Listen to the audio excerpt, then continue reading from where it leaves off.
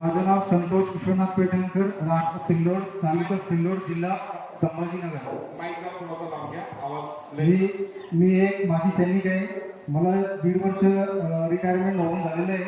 माझी इच्छा होती की परत सर्व्हिस जॉईन करायची आणि आवाज खूप खरतोय, जरा थोडंसं माईक लावून घ्या आणि हळू बोललं तरी जरा चालेल। तुम्ही माजी सैनिक असले तर मोठा आवाज तर माझी एक इच्छा होती की मी परत सर्व्हिस जॉईन करून आपल्या जिल्ह्यातच काम करावं। ती इच्छा घेऊन मी भरती पण पूर्ण केली, पोलीस भरती, आणि पोलीसचं ग्राउंड पण व्यवस्थित झालं आणि पेपर पण व्यवस्थित झाला। आणि नंतर ग्राउंडमध्ये याच्यामध्ये दोघांचं कॉम्बिनेशन बघून, मुलं बघून मला असं वाटलं की मनात एक धडपण, मनावर एक ओझं होतं की आपलं काम होईल की नाही होईल। पण माझ्या बहिणीचा मुलगा, मला भाषा, त्याचा एक मित्र होता, त्यांनी सांगितलं की तुम्ही मलकापूरला जाऊन या, तुमचं काही सर्व व्यवस्थित होईल, महाराजांचा आशीर्वाद घेऊन या, सर्व काही व्यवस्थित होईल।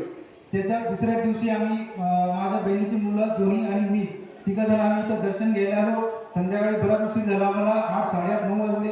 आम्ही दत्त महाराजांचं दर्शन घेतलं आणि समाधीचं दर्शन घेतलं, सुभाष बाप्पा महाराजांचं दर्शन घेतलं। तर मी सांगतो तुम्हाला, रात्री आम्ही इथे ग्राउंडमध्ये येईपर्यंत माझं 75% माझ्या मनावरचं दडपण कमी झालं आणि राहिलेलं जे होतं ते महाराजांचा सकाळी आशीर्वाद दिला। महाराजांनी डोक्यावर हात ठेवून सांगितलं की तुझं काम होऊन जाईल। तर तो आशीर्वाद घेऊन मी घरी गेलो, 21 दिवस पारायण केलं। 21 दिवस पारायण केल्याच्या नंतरच मला मेसेज मिळाला की तुमची छत्रपती संभाजीनगरमध्ये पोलीस कॉन्स्टेबल म्हणून निवड झाली। स्वागत करूया। प्रत्येक वेळेस प्रवचनामध्ये सांगतात की या पिढीचा महिमाच आहे की या ठिकाणी जो दुःखी येतो आणि इथून काहीतरी घेऊन जातो, म्हणजे सुखात येतो, हे वचन त्यांचं सत्य आहे, हे मला म्हणायचं आहे। माझ्यावर जशी कृपा झाली तशी सर्वांना व्हावी आणि दत्त महाराजांचा